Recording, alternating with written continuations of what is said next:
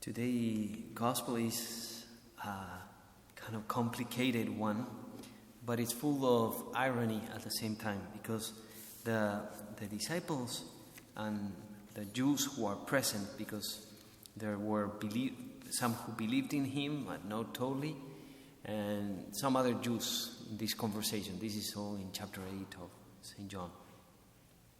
But it says things like, in the beginning they have all this discussion about if they are slaves or if they are free men, and they say, we haven't been slave to anyone.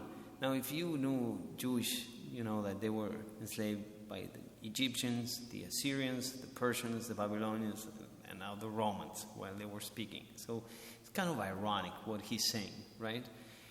But the whole point is about freedom and the understanding of true freedom in this gospel. And so there's two basic ways of understanding freedom. One is very common in our culture today, and that is that you do what you want to do, when you want to do it, and how you want to do it. Basically, that's it. So if you get that, you're free.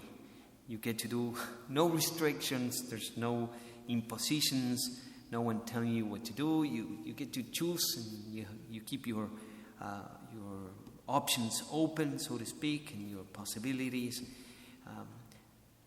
What is wrong with this?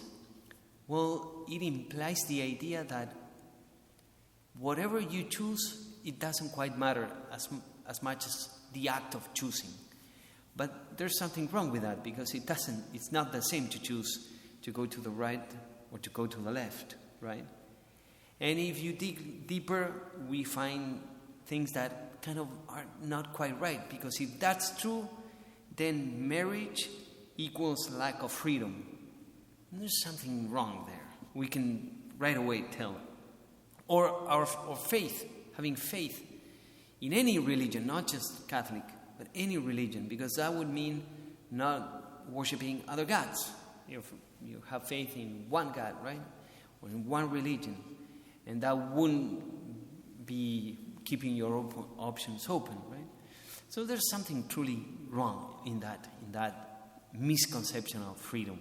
And what Jesus is getting at here is that freedom is not only the ability to choose whatever I want, but a much harder ability, because that to choose, everybody has options.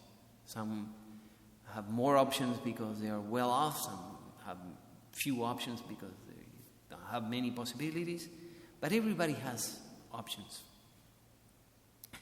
What he's saying is, freedom is the ability not just to choose, but choose for the good.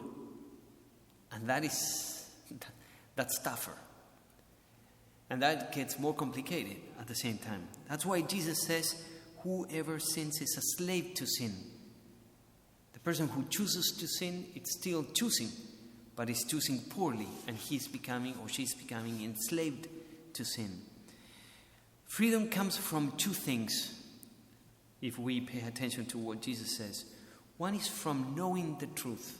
He says, you will know the truth, and the truth will set you free. So it's through knowledge of the truth, knowledge of the true God in the first place, but also knowledge of the true good. God is the greatest good about any other good of this earth. And so it's knowing that truth, the good in itself.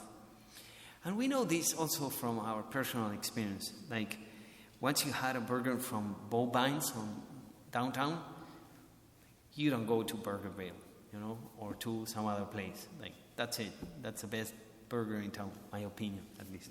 But then you don't go to some places. Or if you go, it's because this other place is closed or something. So it's knowledge of what's best. You have to know what is best.